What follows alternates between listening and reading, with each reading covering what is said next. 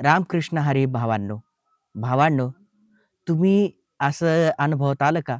या माणसाला heart attack आला, याचा जीव गेला आणि वय वर्ष 74.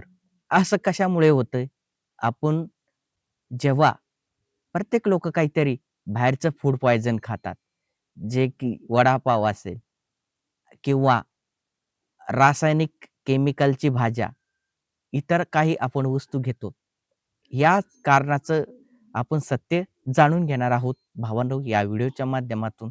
जर तुम्ही चॅनलवर जर नवीन असाल ना, तर चॅनलला सबस्क्राईब करा भावांनो.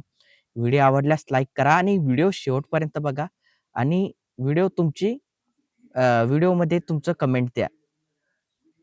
तर सुरुवात करूया या व्हिडिओला. हाय, तुम्ही पाहतात दिलीप मिसाळ रेलगावकर हे यूट्यूब चॅनल. भावांनो, प्रत्येकाच्या जीवनामध्ये काहीतरी वेगळंच अ, अनुभव असतोच आणि काहीतरी बिघाड सुधार असतेच. ते म्हणजे कशामुळे? खानपानामुळे आणि केमिकलयुक्त पदार्थ.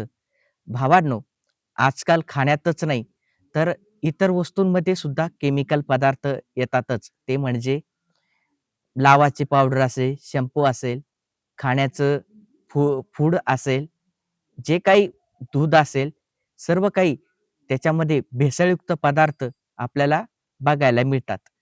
तर ह्याच्या कारणामुळे लोकांना अ, हार्ट अटॅकचं प्रमाण जास्त होऊ राहिलं आणि एक माझ्या मित्राचं म्हणजे ते म्हणजे मित्र गोरक्षनाथ दादा यांच्या मी आजोबांशी संपर्क साधला भावांनो. माणूस 100 वर्षाचा आहे, टकाटक आहे.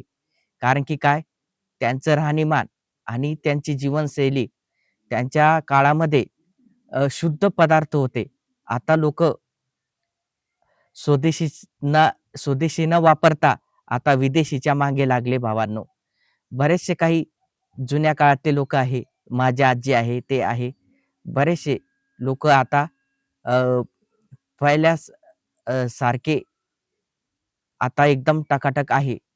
कारण की त्यांचं मी पहिल्याप्रमाणे सांगितले, की जे आपण वस्तू वापरतात त्याच्यामध्ये भेसळयुक्त पदार्थ असतात भावांनो आणि ध्वनी प्रदूषण याच्यामुळे सुद्धा हार्ट अटॅकचं प्रमाण जास्त वाढू लागलंय भावांनो. तर तुम्हाला माहिती कशी वाटली? व्हिडिओमध्ये कमेंट करून सांगा. भेटूया या नवीन एपिसोडमध्ये. तोपर्यंत नमस्कार. राम, राम.